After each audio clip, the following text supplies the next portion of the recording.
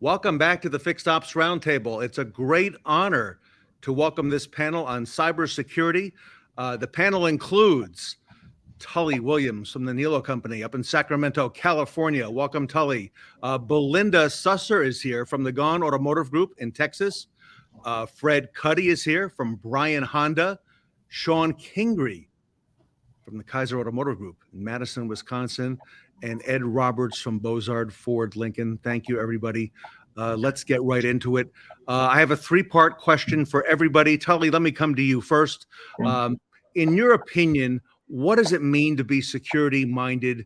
Do you feel that your dealership group is, and why do you think that's important, Tully, first? It's a huge deal. I mean, you go back 5 years ago, cybersecurity, yeah, whatever. But now when you find out that someone can break into a box and lock you out and charge you millions of dollars, and if you don't pay, the data goes away forever. This is a scary thought. And I think dealerships are probably come to the table probably a little bit on the late side of this. But if we do not take this seriously, we will be hacked. It's a matter of not when. It's not a matter of it's going to happen. It's a matter of when it's going to happen. You must have great partners like Reynolds and Reynolds, to make sure that you have the security. But the first thing it starts with is, does your dealer understand what cybersecurity is? And two is that, does your employees understand all of the things that's going to happen? We're not going to be able to share passwords. We're not going to do all these other things that are a huge deal. But if they understand why we're doing it, the process works so much easier. And Tully, you're in California, so if you don't mind a follow-up, you're a little ahead of the curve. You've been preparing for this maybe a lot earlier than most dealerships. We have, so California, we have some crazy laws. And so we, part of the safeguards is that we've been doing that for a while. But I think the biggest thing for us is that really trying to educate everybody on we're going to get hacked. So we've had a dealer group in our Sacramento area that got hacked and was ransomed, and they had to pay.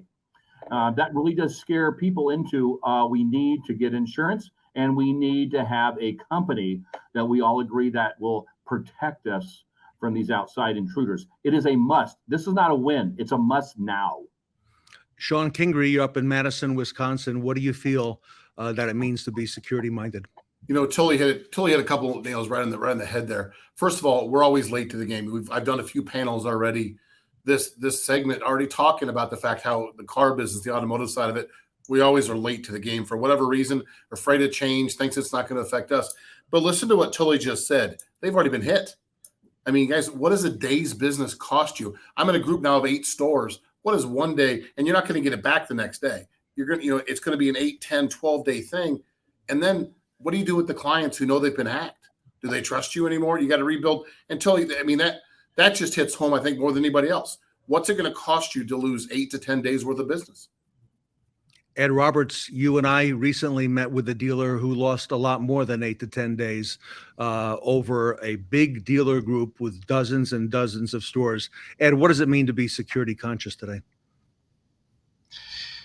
Well, I'll give the audience something to relate to. We all know that at times we know a friend or someone that's got their credit card hacked and they ran away with it and whatever else, and they ran out of the credit cards, various different things. But imagine that happening for every employee at the dealership or at the company, as well as every single customer base, every single customer that comes through there.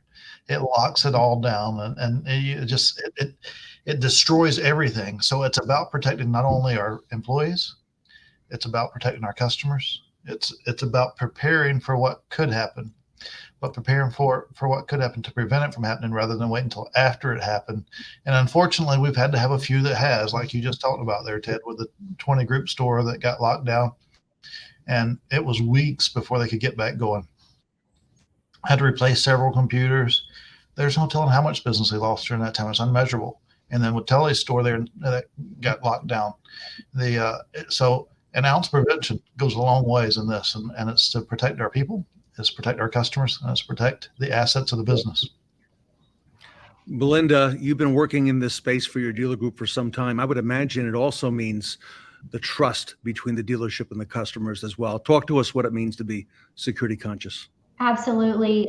You're talking about it happening to yourselves. If it hasn't happened to our dealerships, it's definitely happening down the road, and it's everywhere. It's getting closer and closer to home. And to me, being security minded is being aware of the consequences of that breach or attack. And if we're not going to put something into the preparation to build that wall between us and a bad actor, then we're going to have to suffer the consequences, and those consequences are definitely going to be high. And they're, as they, kind of encroach upon us, it's going to be unavoidable. Fred Cuddy, talk to us about this as well.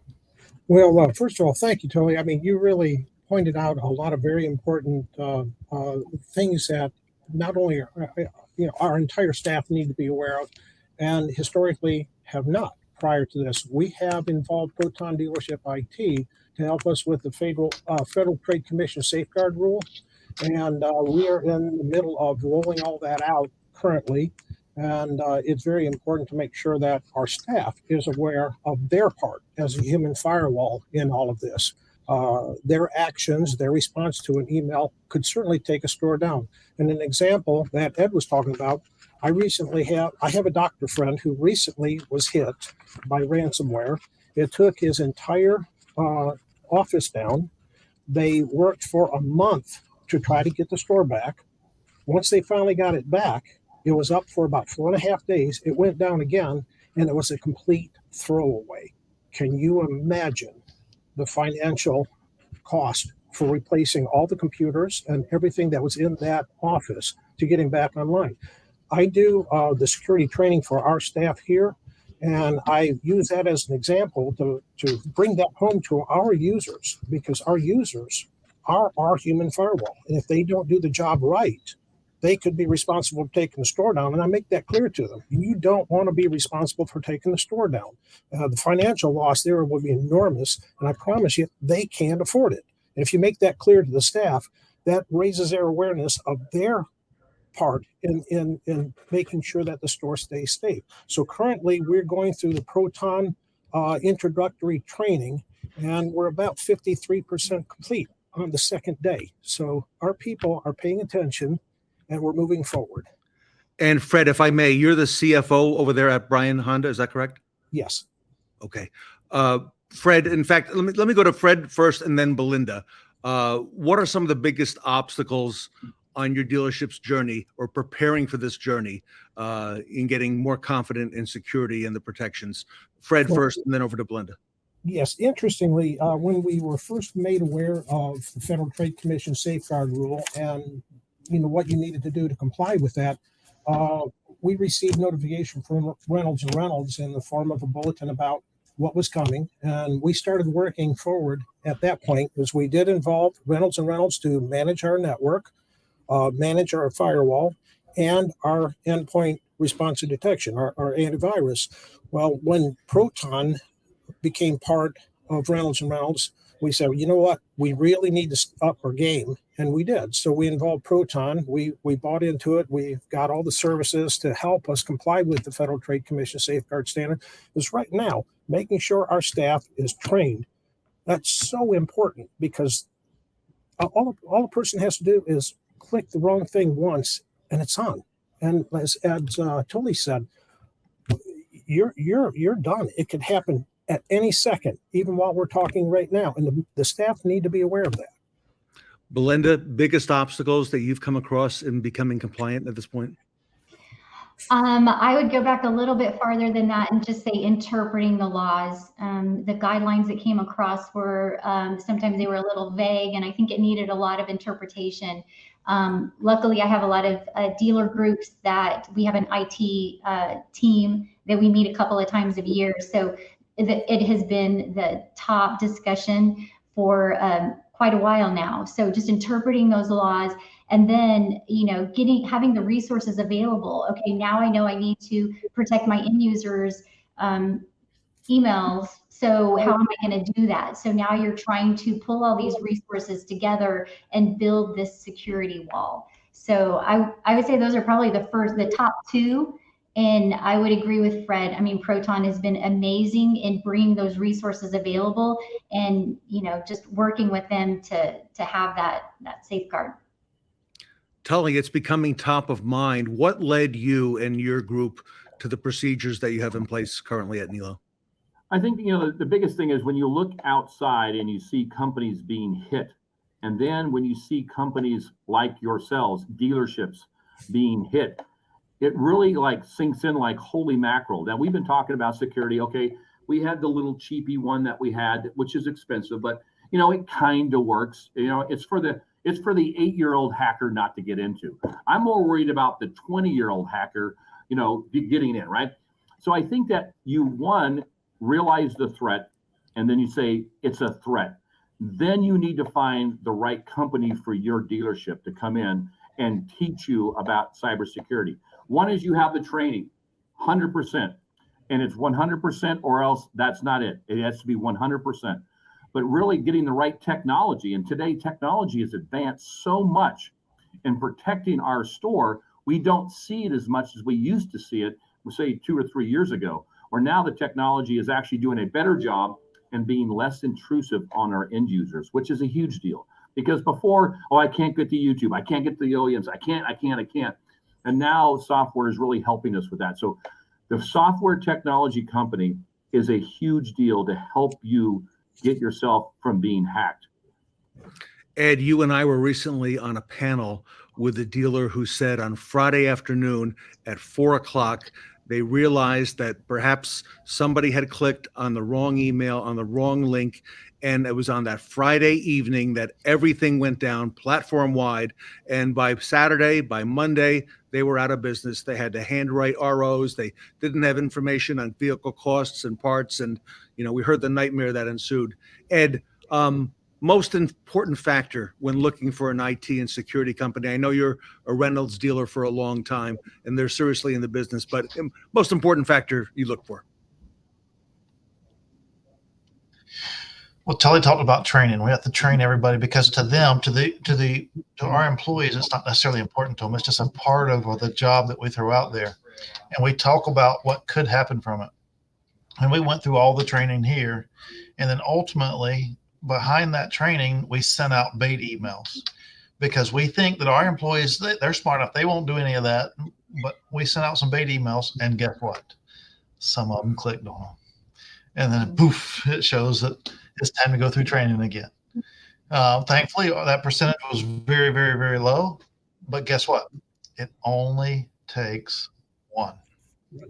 So training and then verifying the training and that they comprehended the importance of it is key to bringing our guys up to understand the vulnerability of where we're at. Shon, I would think you're not immune to it there in Wisconsin, are you? No, Ted, it's funny is you like to think you are because you got Tully on the West Coast, you got Ed on the East Coast, and you got different areas, but that doesn't make you any more less vulnerable by any stretch. And you talk about the bait emails, Ed. We send them out daily to the point it's probably the number one internal employee complaint we have. Can we just stop already? But to your point, it takes one because I'm on the recipient list of who gets them. And almost everyone you send out, somebody's clicking on it. Somebody's clicking on, when we talk about losing business and, I said 8 to 10 days, you go 30 days. Can you put a monetary value? Can you put a value what it does to your credibility with your clients? I mean, listen, you talk about, Fred talked about a doctor's office. I mean, it doesn't get much more intimate than that. But guys, you go to finance, all your personal stuff's there, your social security number, your name, your number, your income, everything somebody needs to know, you're giving it to them all. Just lay it out there on the table because you're wide open at that point and you're vulnerable. And I don't know how you put a price tag on that or what it does, because it's going to hit every newspaper in the world in your local area that, hey, listen, ABC Motors got whacked last night and all your stuff's out there. So everybody, June 9th is just behind us. The Safeguards Act was finally implemented. We had a little reprieve on that for a small time, Ed, but, it's now come. And Belinda, you're the director of technology for the group. How big of an undertaking was it to prepare for Safeguards that just happened a few months ago on June 9th? And what did that look like for you? Well, it was a huge undertaking, and having support of our resources available to us, Reynolds and Proton, we helped build, the program that we needed in place to keep us safe. So I think that was the big part, is having that available to you. I know there's some dealerships out there that kind of piece everything together. You have a lot of compliance things that you're working with, and every single one is different. So being able to do everything at one time, focus on the data processing agreements with your vendors, and work on your email security, and also have all of your paperwork in place. I was pulling resources from every place I could to at least make a little bit of progress on all those guidelines as we went through. It was very helpful to at least have somebody to guide you through that process. Belinda first, and then over to Fred on the same question. Belinda, is there anything that Proton IT has been able to help you with that you truly wouldn't have been able to cover on your own or manage on your own? Absolutely. A lot of this, the responsibility does fall back to the dealership. So you're not just going to turn it over and have somebody take it away from you, because ultimately the dealership is responsible. So you have to give the time and attention you need to every single guideline. But Proton has given us resources to use, and given us basically a map to follow, and just keeping up with that and giving it the attention it needs is brings you full circle. Yeah. And Fred, over to you. Anything they've helped you with that you wouldn't have truly been able to do on your own? Yes, actually, as Belinda said earlier, that the original rule, when it was released, it was vague at best. And you say, okay, great, I want to comply. I have to comply. It's crazy not to comply. What do I do? Well, until we involved Proton, that was still a question. Well, once I got Proton, I got, they helped me with understanding where we needed to go and how we needed to get there, because the rule didn't really clarify that. You were just struggling. So, okay, you've got to write all these different documents. And I spent a month writing a document that I think is correct. But what if I'm wasting my time and the rule says it's got to be this, that, and the other, and I have no idea what it was? So Belinda's point is well taken. And that's where we were struggling. We didn't know where to go with this stuff. We knew we had all these things that we had to comply with. We said, how the heck do we get there? Yeah. Well, with Proton, we know how to get there. And we're about 98% there right now with our spam testing, which we ran for the last 4 weeks, and we had a lot of failures. And it was really surprising. People that I thought wouldn't make a mistake were making horrible mistakes. They were clicking on things they should never click on. And it really opened our eyes that, oh my God, we got users that really need training. And with Proton, they're going through the training right now. And I have people coming in and saying, thank you, because they realize they need that training. And again, we're about 53%. One of the last steps that was going to be difficult for us is penetration testing, and that's coming up next. So the next step for us is our penetration testing, and keeping my fingers crossed. So we've done a lot of work with Reynolds over the last really about 8 years, with Reynolds providing us with managed network, managed firewall, and managed virus. Let me tell you, I wouldn't have it any other way. I mean, they're just impeccable in the performance and the services that they provide. So, Fred, it sounds like there's a lot of layers to this that you're describing right now that you've gone through and are continuing to go through. Is that correct? Yes, we've been working for months at this point with the documentation, the network preparedness, and all the work that we've done. I've worked very, very close with Reynolds Networking, so Matt Riley and some of the other folks, which maybe you guys know that name. I worked very close with him and several other folks with modifying what the Sophos antivirus will do for us and our TZ600 firewall. And we've segmented our public Wi-Fi and our internal Wi-Fi and many things to make sure that we are completely isolated to prevent penetration. So we've done a lot of work over the last several years. Ed, I know you're a longtime Reynolds dealer, and we know Reynolds takes this seriously. I recall the announcement over the last winter about the cybersecurity platform, okay, if you will, command center that Reynolds is creating. And they take it seriously at Reynolds. They do. And let's touch back on what Fred was saying there. He tried to put all this stuff into place. And it's like anytime we buy a new computer, we buy anything, we got to accept the terms and conditions. There's all that stuff you have to read. And we don't go through and read all that stuff. We scroll to the bottom, click accept, and roll right through it. Well, somebody has to put that together. But when somebody puts that together, somebody's got to interpret it. And that's the way laws are written. Somebody has to interpret that law. And then we got to be able to put the guidelines in place around it. So it may sound like, hey, we keep stuff cleaned off our desk and we don't do this and we don't do that and we're compliant, but it's not.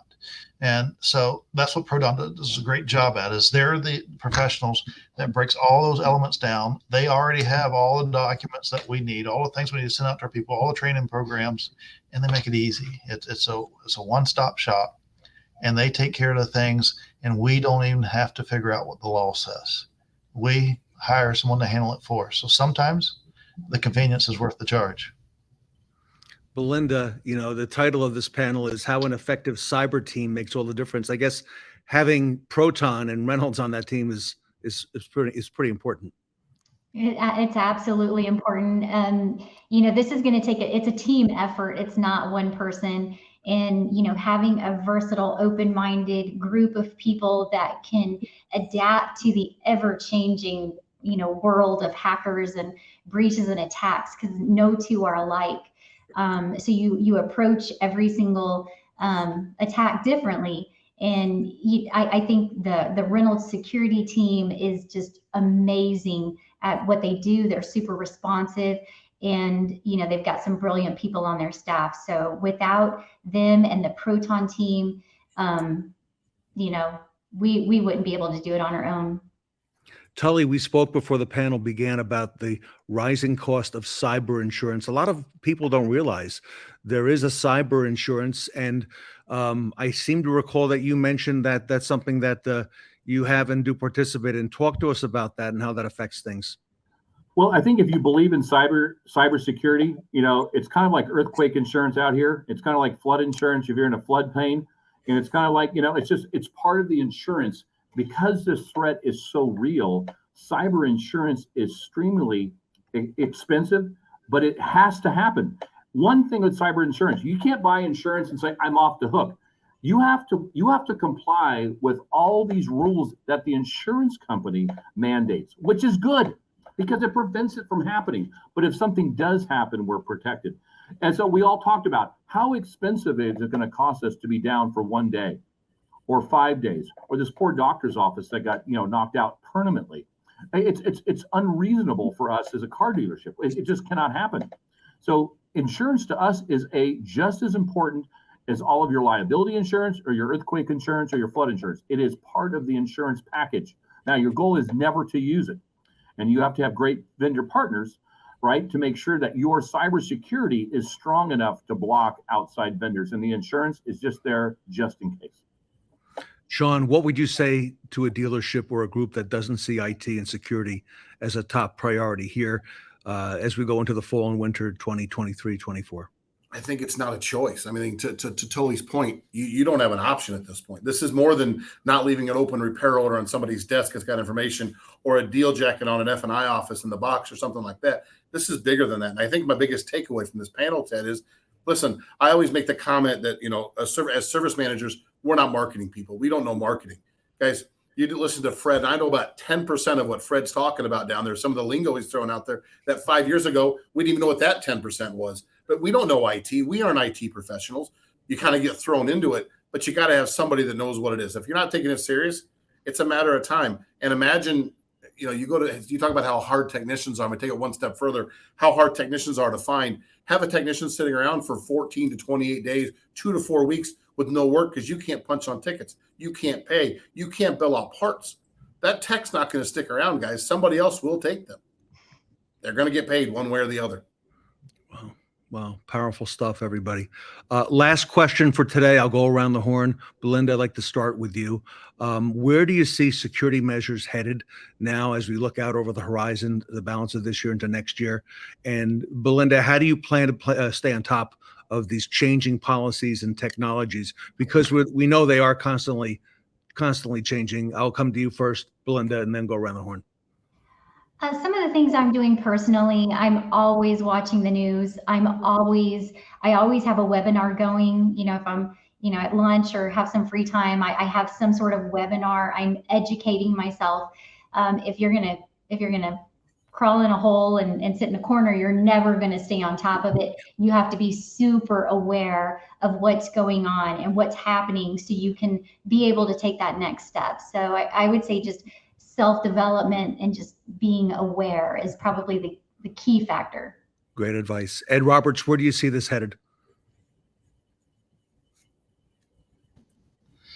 This is not a check the box and done. This is ongoing training. They'll find new ways to get in. They'll find new ways to do things. And so what we are studying today and what we're trying to do today to prepare our people to understand what's out there will not be the same tomorrow. We got to keep fresh, and we got to keep our team fresh so they understand the threats, the new threats that come into play. Love it.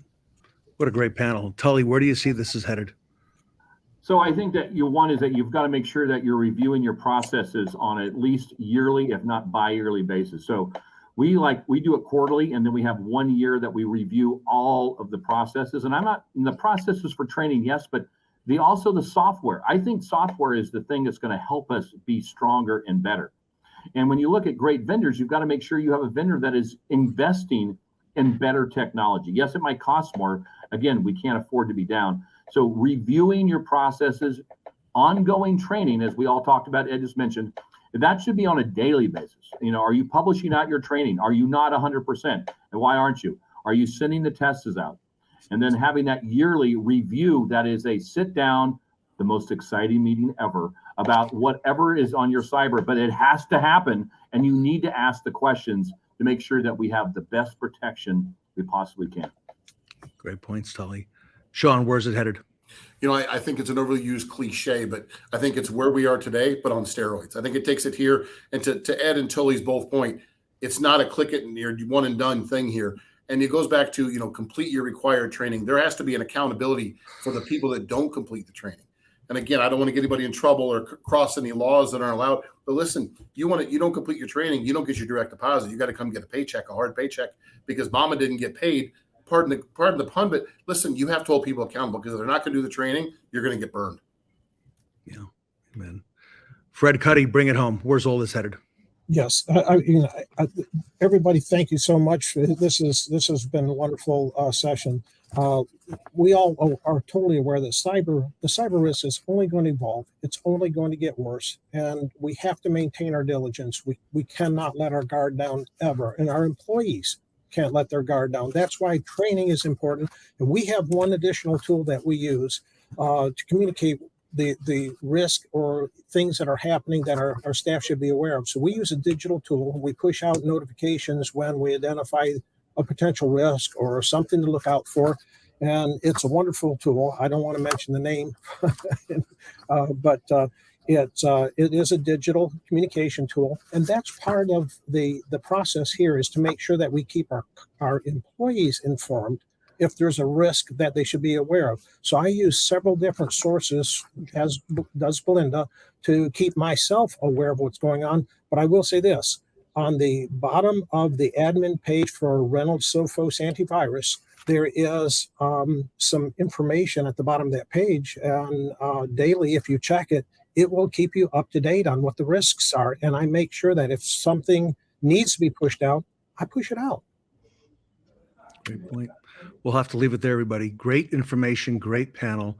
I want to thank everybody here today. Tully Williams, Belinda Susser, Ed Roberts, Shon Kingrey, and Fred Cuddy. Thank you so much, everybody. Reynolds is the leader with their Proton dealership IT product. Helps you build an effective cyber team. You want them as part of your team. For more information, at the bottom of the screen, you could visit them at protontex.com. protontex.com. Very grateful to Reynolds and Proton Dealership IT. Everybody, the cybersecurity expert panel here today at the Fixed Ops Roundtable.